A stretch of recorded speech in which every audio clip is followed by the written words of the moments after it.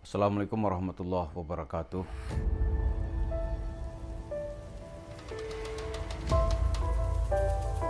Ratu Yusuf Mansur itu tidak pernah akan berakhir. Bahkan baru berakhir perdebatan tentang dia kalau malaikat maut sudah menjemput ajalnya. Mungkin itu juga belum selesai gitu. Karena harta yang ditinggalkan itu pasti bermasalah. Banyak klaim yang akan bermunculan bahwa itu adalah uang mereka gitu. Nah sekarang menghadapi tahun 2024 ini, Yusuf Mansur tuh mau kemana gitu. Salah satu pilihan yang dia ambilnya adalah ikut bertarung memperebutkan kursi ke DPR RI melalui Partai Perindo dari Dapil Jakarta Timur. Dari daftar calon sementara, dia menempati nomor urut 2. Nah, bahasan ini akan kita bahas. Yang pertama, kenapa Yusuf Mansur mengambil pilihan politik? Jawaban yang sederhana, karena dia sudah tidak diundang oleh masyarakat untuk berceramah. Kalau kita tanya kenapa masyarakat sudah tidak mengundang, karena kebohongannya sudah terbukti di mana-mana. Jadi cerita doa, cerita sedekah, ya masyarakat kita karena masyarakat masih penyabar, untung aja nggak dilemparin sepatu. Kalau dilemparin Yusuf Mansur sedang berceramah, wah itu lebih mengerikan lagi. Tapi kalau terus-terusan juga dia berceramah, kesabaran orang habis, bisa jadi. Ya bisa jadi gitu. Itu yang pertama. Maka Yusuf Mansur menyadari itu. Dalam beberapa tahun terakhir ini jarang sekali kita lihat dia bisa tampil meraup uang sedekah dengan leluasa. Karena di mana-mana orang mengkritik. Ya kita lihat juga saat ini zaman sudah terbuka. Tidak ada yang bisa dirahasiakan. Dia bicara agama ya ada konter dari orang-orang yang juga sedikit banyak belajar agama. Itu kan. Maka pilihannya sekarang itu dia masuk ke Partai Perindo, mempertaruhkan nasib untuk meraih kursi ke DPR RI. Banyak nggak duit di DPR? Ya kita lihat salah satu perbaikan ya, fungsi DPR di era reformasi itu, DPR itu juga menentukan budgeting negara ini. Di budget untuk APBN itu DPR juga menentukan. Karena itu di beberapa pihak di DPR itu orang-orangnya menjadi sangat kaya setelah dia menduduki jabatan basah di DPR RI. Nah Yusuf Mansur tentu ingin mengincar itu. Jadi kalau langsung ke masyarakat dia sudah macet, maka dia berusaha sekarang ini mengambil atau masuk secara konstitusi bagaimana ikut bermain anggaran pendapatan belanja negara. Di sana dia akan mempertaruhkan nasib.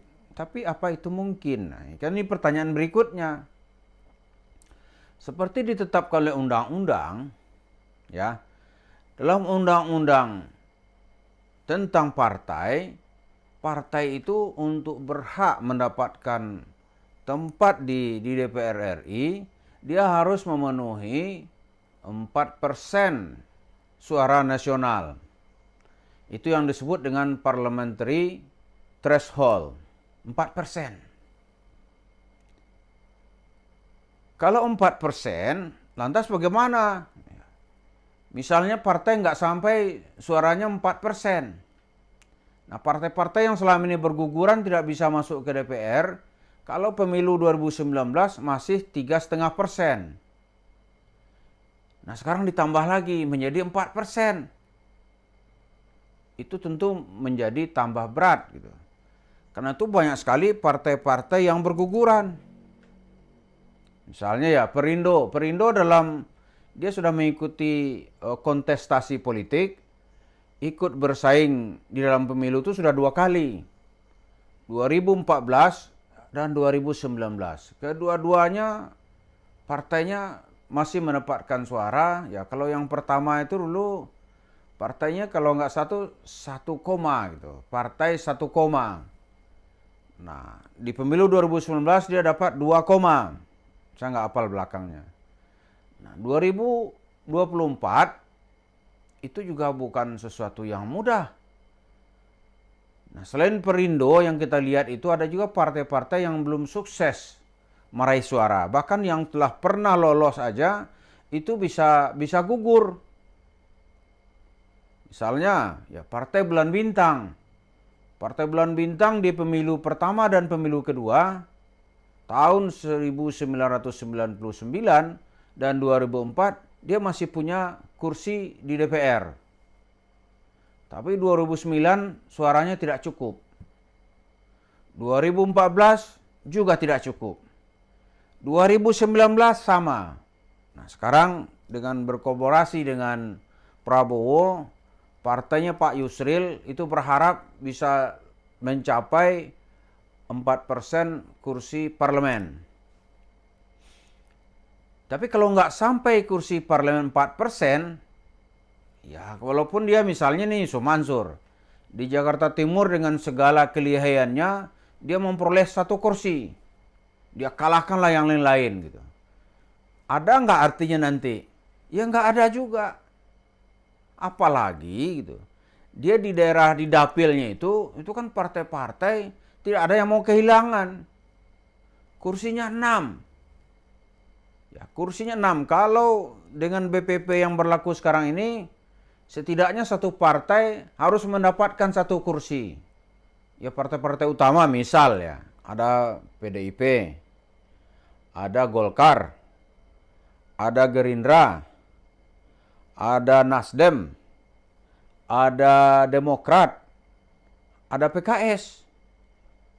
Kalau masing-masing 1 saja, ini kursi di dapil itu sudah dia ambil habis gitu, tidak ada yang tersisa. Kalau ada nanti 1 kursi yang nggak diperolehkan oleh 6 partai yang telah memperoleh beberapa pemilu sebelumnya, itu akan diperebutkan oleh beberapa partai. Misalnya P3, partai lama ya kan. P3 ya dia menganggap Jakarta ini daerah basis. Karena pada tahun 1977 di zaman Orde Baru, P3 menang loh di DKI. Ini sekarang nggak dapat. Kemudian ada lagi Hanura misalnya. Hanura juga kepengin dapat di sini. Ya kan? Dalam pemilu kemarin dia nggak dapat. Jadi itu berat gitu. Karena itu, ya, di internal partai pun Yusuf Mansur itu nomor 2. Jadi di analisis sekarang ini Yusuf Mansur itu harus bekerja ekstra keras untuk mendapatkannya. Walaupun secara hitung-hitungan politik, ya orang-orang melihat, aduh itu berat sekali gitu. Untuk mendapatkan 1 kursi bagi suatu partai yang sekarang ini sedang dikendarai atau ditumpangi oleh Yusuf Mansur. Nah kemudian kalau dia kembali ke jalur dakwah bagaimana? Kalau nggak dapat dia kembali ke jalur dakwah, wah itu akan makin berat. Karena sekarang saja dia itu dalam tanda kutip ya, itu hampir diusir dari mimbar dakwah. Siapa yang mengusirnya? Ya jemaah-jemaahnya sudah tidak lagi memberikan tempat. Walaupun ada 1-2 lah pengurus masjid yang merupakan kolaborator Yusuf Mansur masih ngundang dia. Tapi pengurus ini nanti akan dikasih sanksi oleh jemaahnya. Ya kan? Dikasih sanksi. Jadi dia berat sekali sekarang ini. Mau kemana ini gitu. Kalau saya pribadi mengusulkan Yusuf Mansur ya jadi presiden aja. Presiden sedekah misalnya. Jadi dengan jabatannya sebagai presiden sedekah, dia lebih gampang meraup sedekah.